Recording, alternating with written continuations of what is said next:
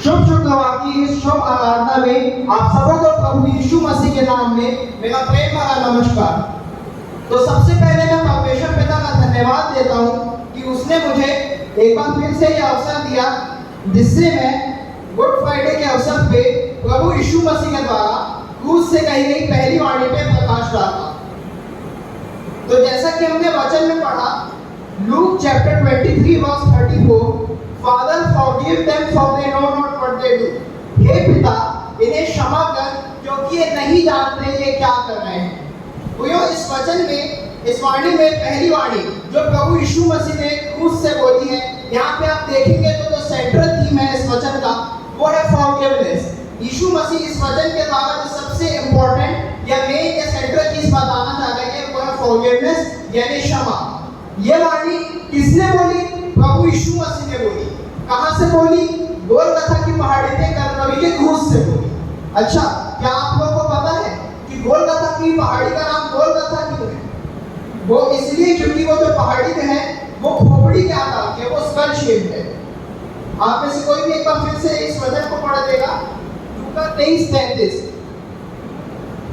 जब वे उस जगह जिसे खोपड़ी कहते हैं पहुँचे तो उन्होंने वहाँ उसे और कुकर्मियों को भी, एक को दाहिनी और दूसरे को बाईं ओर क्रूस पर चढ़ा देखा। तब यीशु ने कहा, हे पिता इन्हें क्षमा कर क्योंकि ये नहीं। यहाँ पे हम देखते हैं इस वचन में यहाँ पे लिखा है खोपड़ी कहते हैं पहुंचे, वो इसलिए क्योंकि जो वाणी है ये माफ कीजिएगा ये जो पहाड़ी है वो स्कल शेप की है। और ये वाणी कहाँ से बोली गई और कब बोली गई? कब बोली यीशु मसीह ने ये वाणी? ये वाणी ऐसा माना जाता है, ऐसा कहा जाता है कि यीशु मसीह ने पहली, दूसरी और तीसरी वाणी सुबह 9 बजे से लेकर 12 बजे के बीच में बोली थी और चौथी, पांचवी, छठवीं और सातवीं वाणी उन्होंने 12 बजे से लेकर 3 बजे के बीच में बोली थी। किसके लिए बोली थी? निकालिए मत्ती 15:14, मैथ्यू चैप्टर 15 वर्स 14। और आप में से कोई भी इसे पढ़ने में मेरी मदद कर दे। उनको जाने दो, वे अंधे मार्गदर्शक हैं और अंधा यदि अंधे को मार्ग दिखाए तो दोनों ही गड्ढे में गिर पड़े। उनको जाने दो, वे अंधे मार्गदर्शक हैं। इंग्लिश में लिखा है let them go, they are blind guides and if blind will guide a blind, they both will fall into a pit। उनको जाने दो क्योंकि वे अंधे मार्गदर्शक हैं। इसको मैं इस वचन को मैं आपको एक इलस्ट्रेशन, एक उदाहरण से समझाना चाहूंगा। यदि मैं आप में से किसी भी दो लोगों को यहाँ सामने बुलाऊं, आपकी दोनों की आंखों में मैं पट्टी बांध दूं और उसके बाद मैं आपको बोलूं कि आपको जिस रास्ते में जाना है आप उस रास्ते में जाएं, तो आप उस रास्ते में जाएंगे, आपको जहां मन करेगा। और आप अपने साथ वाले को भी बोलेंगे कि तू भी इस रास्ते जा, उस रास्ते जा। आपको एक समय ऐसा प्रतीत होगा प्रियो कि आप सही रास्ते पे हैं, लेकिन हो सकता है आपका जो रास्ता है वो डिस्ट्रक्शन या विनाश की ओर ले जाता हो। तो ऐसे लोगों के लिए जो अंधे हैं, जो स्पिरिचुअली ब्लाइंड हैं, जिनके जीवन में आत्मिक अंधापन पाया जाता है, जिन्होंने अभी तक यीशु मसीह को अपना उद्धारकर्ता ग्रहण नहीं किया है और इस कारण वे अपने रास्ते को विनाश की ओर ले जा रहे हैं, ऐसे लोगों के लिए प्रभु यीशु मसीह ने ये वाणी बोली थी। न कि सिर्फ उन रोमन सोल्जर्स के लिए जिन्होंने उस क्रूस पे चढ़ाया था, न ही सिर्फ उन याजकों के लिए जिनके ये आदेश थे, जिनके ये ऑर्डर्स थे कि उसे क्रूस पे चढ़ाने का, और न ही उस भीड़ के लिए जो डिमांड कर रही थी, जो बार-बार ये कह रही थी इसे क्रूस पे चढ़ाओ, इसे क्रूस पे चढ़ाओ।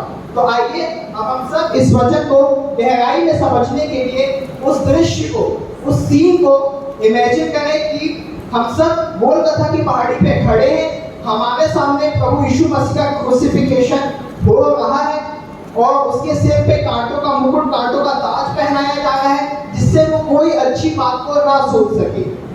उसके हाथ और उसके पैरों पे कील ठोक दी गई है जिससे उसकी पूरी बॉडी के मूवमेंट्स खत्म हो चुके हैं। अब वो चल के जाके परमेश्वर का वचन सुना नहीं सकता और न ही वो अब वो कोई आश्चर्य कर्म को कर सकता है। लेकिन इस असहाय, इस दुख दर्द पीड़ा जैसी परिस्थिति में भी प्रभु यीशु मसीह का जो ऑर्गन बचा रह गया था वो था सिर्फ और सिर्फ मुंह। और उस मुंह का प्रभु यीशु मसीह ने ऐसा यूज किया, इस मुंह से, अपनी जीभ से ऐसे 7 वचन बोले, ऐसी 7 वाणियां बोली जिन पे हम आज 2026 वर्ष बाद भी विचार कर रहे हैं। तो ये कहने का तात्पर्य ये है कि हमारी लाइफ में खराब से खराब सर्कमस्टेंसेस क्यों ना आए, बड़ी से बड़ी परीक्षाएं, मुश्किल से मुश्किल परीक्षाओं की घड़ी क्यों ना आ जाए, लेकिन अगर हम अपने मुंह से अंगीकार करके परमेश्वर का वचन बोलेंगे और उसके वचन के द्वारा हम परमेश्वर से प्रार्थना करेंगे, तो बड़े से बड़े आश्चर्य और मिरेकल्स हमारी लाइफ में हो सकते हैं। तो अब हम इस वचन को 3 पार्ट्स में देखेंगे। First part father, second part forgiveness and third part spiritual blindness. पहला पार्ट पिता, सेकंड पार्ट क्षमा और तीसरा पार्ट आत्मिक अंधापन। तो हम फर्स्ट पार्ट में, पहले पार्ट में हम आते हैं जो कि है फादर, पिता। जब यीशु मसीह ने ये वाणी कही हे पिता, तो यीशु मसीह इससे क्या दर्शाना चाह रहे थे?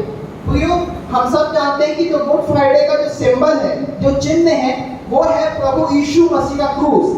तो ये जो क्रूस जो है यीशु मसीह का, वो क्या सिंबलाइज करता है? ये किस चिन्ह को दिखाता है? तो यीशु मसीह का cross symbolizes the relationship of our Savior Lord Jesus Christ with the Father.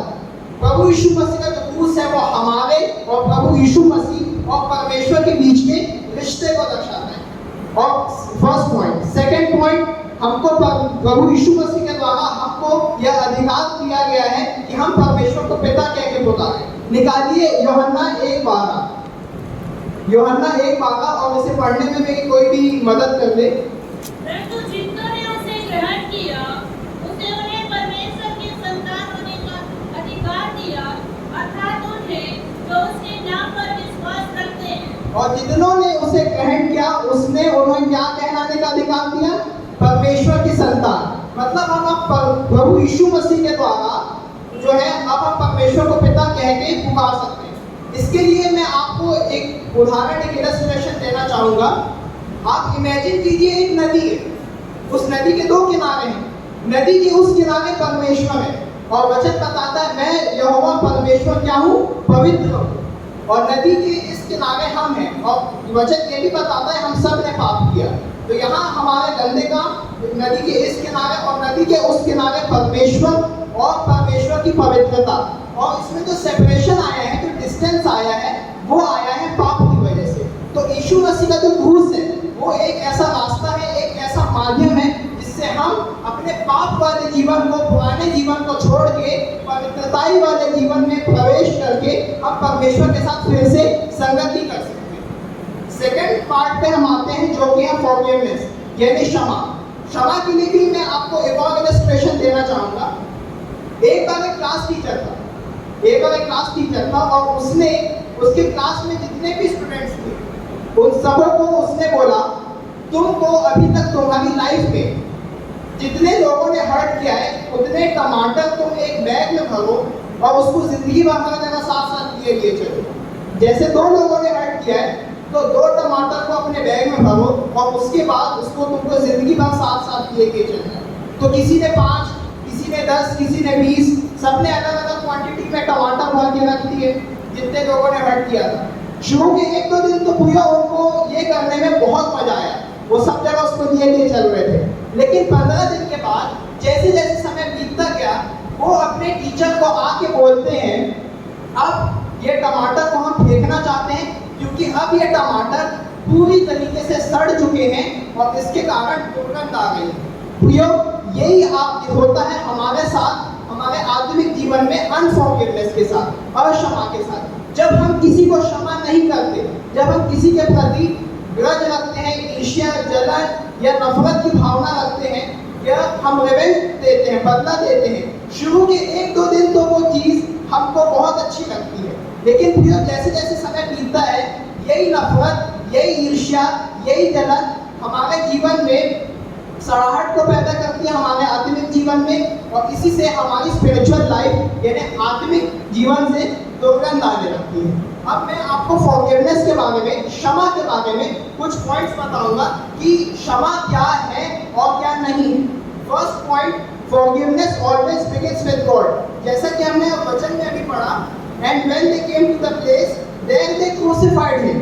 और उन्होंने उसे वहां क्रूस पे चढ़ा दिया और यीशु मसीह उसके तुरंत बाद कहता है, हे पिता इन्हें क्या कर, क्षमा कर। यहाँ पे प्रभु यीशु, आप वचन में ध्यान से पढ़ेंगे तो यीशु मसीह ने वेट नहीं किया, इंतजार नहीं किया कि सामने वाले जो मुझे सता रहे हैं, मुझे क्रूसीफाई कर रहे हैं, वो पहले अपने पापों का पश्चाताप करे, पहले मेरे को सॉरी बोले, अपोलोजाइज करे, उसके बाद मैं इनको माफ करूंगा। नहीं, वैसे मैं आपको एक और रेफरेंस दूंगा, निकालिए रोमियो 5:8, रोमियो की पत्री 5:8।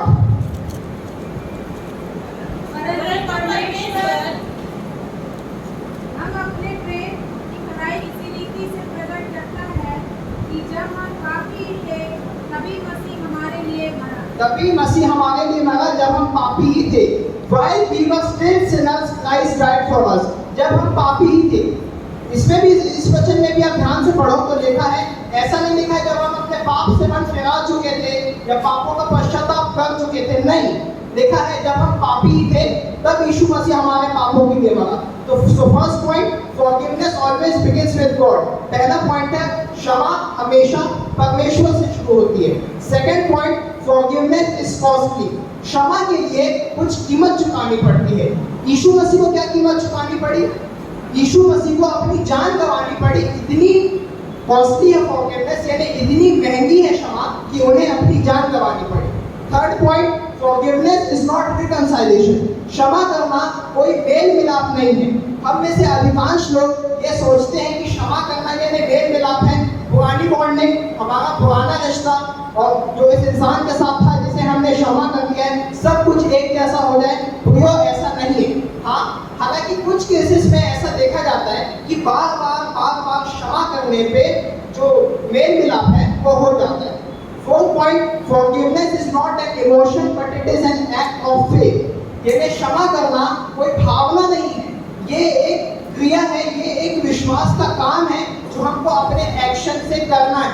एक ऐसा वचन जिस पे पूरी बाइबल बेस्ड है, यूहन्ना 3:16, हम में से सबों को ये याद है, क्योंकि परमेश्वर ने जगत से ऐसा प्रेम रखा। वचन में पढ़ेंगे तो लिखा है प्रेम रखा, ऐसा नहीं लिखा है प्रेम की भावनाएं रखा, प्रेम के इमोशंस रखा, नहीं, उसने प्रेम किया। इट इज वर्ब, वो क्रिया है, उसने उस चीज को किया। वैसे क्षमा भी it is an act of faith. ये कोई भावना है, ये कोई इमोशन नहीं है, लेकिन ये एक विश्वास का काम है जो आपको करना है। कभी भी कोई इंसान जब आपको हर्ट करे, आपको दुख दे, आप उस सिचुएशन को परमेश्वर के हाथों में विश्वास से सौंप दे कि परमेश्वर, मैं तो नहीं जानता इस इंसान ने मेरे साथ आखिर ऐसा क्यों किया, लेकिन आप इस इंसान के जीवन को जानते हैं, इस व्यक्ति के जीवन को, और आप ही इस सिचुएशन को बेस्ट तरीके से डील कर सकते हैं। Fifth point, forgiveness is not the removal of pen but the removal of bitterness. क्षमा करना ये उस दुख, उस दर्द को हटाना नहीं है, लेकिन ये उस कड़वाहट, उस ग्रज को हटाना है। प्रियो, हम में से अधिकांश लोग ये सोचते हैं कि जब हम किसी को क्षमा कर देते हैं तो जो हमारा जो दुख जो है, जो दर्द जो है, जो सामने वाले ने हमें पहुंचाया है, वो मिट जाएगा। प्रियो, ऐसा नहीं है। हो सकता है वो जो दुख या वो दर्द जो आपको दिया है उस इंसान ने, वो आपके साथ जिंदगी भर बन के रहे, हो सकता है जिंदगी भर बन के रहे, लेकिन उसके बदले में आपके अंदर उसके लिए कोई नफरत, कोई ईर्ष्या, कोई जलन या ऐसी कोई बात नहीं होती है आपके मन में। यानी, और आप इसको इस तरीके से टेस्ट कर सकते हैं कि उस इंसान के साथ कुछ बुरा या गलत होने पे वो चीज़ आपको खुशी दे रही है या नहीं। और एक ऐसा और एक और बात मैंने बोला था, फॉरगिवनेस इज सब्स्टिट्यूशन। एक ऐसा सब्स्टिट्यूशन है, आपको चार चीज़ों को चार चीज़ से सब्स्टिट्यूट करना है। आपको ईर्ष्या को करुणा से, जलन को अनुग्रह से, अक्षमा को क्षमा से और नफरत को प्रेम से। You have to substitute jealousy with mercy, grudge with grace, unforgiveness with forgiveness and hatred with love। ये चार चीजों का आपका सब्स्टिट्यूशन करना है अपने मन में। सिक्स्थ और छठवां और लास्ट पॉइंट, फॉरगिवनेस यानी क्षमा के बारे में। Being Christians we are also called to forgive others. मसीह होने के नाते हम भी इसीलिए बुलाए गए हैं कि हम भी एक दूसरे के पापों को क्षमा करें। निकालिए मत्ती 6:14, जहाँ पे यीशु मसीह कहते हैं, and forgive others trespasses, so that the Father who is in heaven may forgive you. इसलिए तुम भी एक दूसरे के पापों को क्षमा करो, जिससे तुम्हारा स्वर्गीय पिता तुम्हारे पापों को क्या करे, क्षमा करे। थर्ड और लास्ट पार्ट पे हम आते हैं, जो कि है स्पिरिचुअल ब्लाइंडनेस, आत्मिक अंधापन। For they know not what they do. जैसा कि मैंने आपको शुरू में एक उदाहरण, एक इलस्ट्रेशन के द्वारा समझाया था कि आत्मिक अंधापन क्या है, तो फर्स्ट पॉइंट है आत्मिक अंधेपन के बारे में, ये सच को छुपा देता है। That spiritual blindness, it hides the truth. आत्मिक अंधापन सच को छुपा देता है। निकालिए पहला कुरिन्थियों 2:8। First Corinthians chapter 2 verse 8। पहला कुरिन्थियों 2:8। जिसे इस संसार के हाकिमों में से किसी ने नहीं जाना, क्योंकि यदि वे जानते तो तेजों में प्रभु को क्रूस पर न चढ़ाते। क्योंकि अगर वे जानते तो तेजों में प्रभु को क्रूस पे नहीं चढ़ाते। उन्होंने सच को नहीं जाना, वो सच को नहीं पहचान पाए। क्यों? क्योंकि आत्मिक अंधेपन के कारण सच जो था, सत्य जो था, वचन ये भी बताता है यीशु मसीह क्या है, सत्य है। सत्य जो था वो उनकी आंखों से छुप गया था, इसीलिए उनको यह रियलाइज नहीं हुआ कि वो कितनी बड़ा पाप कर रहे हैं। सेकंड पॉइंट इसके बारे में है, sin blinds our heart and mind। पाप जो है वो हमारे मन, हमारे हृदय में और हमारे आत्मिक जीवन में अंधेपन को लेके आता है। इस पॉइंट को हम देखते हैं, it blinds our heart and mind. Third point आत्मिक अंधेपन के बारे में, without God morality becomes distorted. बिना परमेश्वर, बिना यहोवा के आपके कितने भी अच्छे काम करो, आप कितने भी अच्छे इंसान हैं, ये कोई काम कर रहे। निकालिए यशायाह 64:6। आइज़ाया 64 verse 6।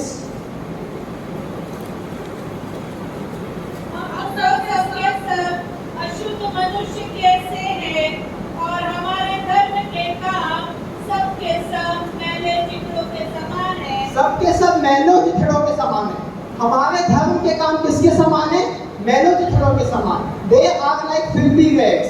इसलिए बिना परमेश्वर के आप कितने ही अच्छे काम कर ले, ये कोई काम का नहीं है। इसलिए आज प्रियो, आज हम सबके पास ये अवसर है, आज आपको प्रार्थना करना है।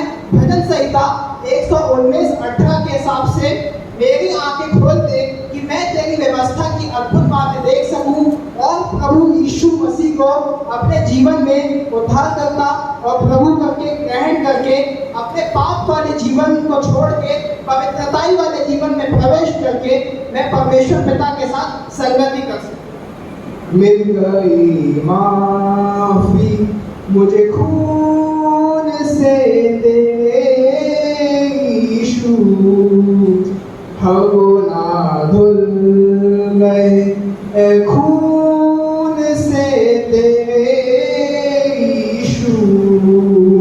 मिल गई माफी मुझे खून से तेरे यीशु, हगुना धुल गए खून से तेरे यीशु। परमेश्वर इस वचन के द्वारा आप सबों को आशीष दे।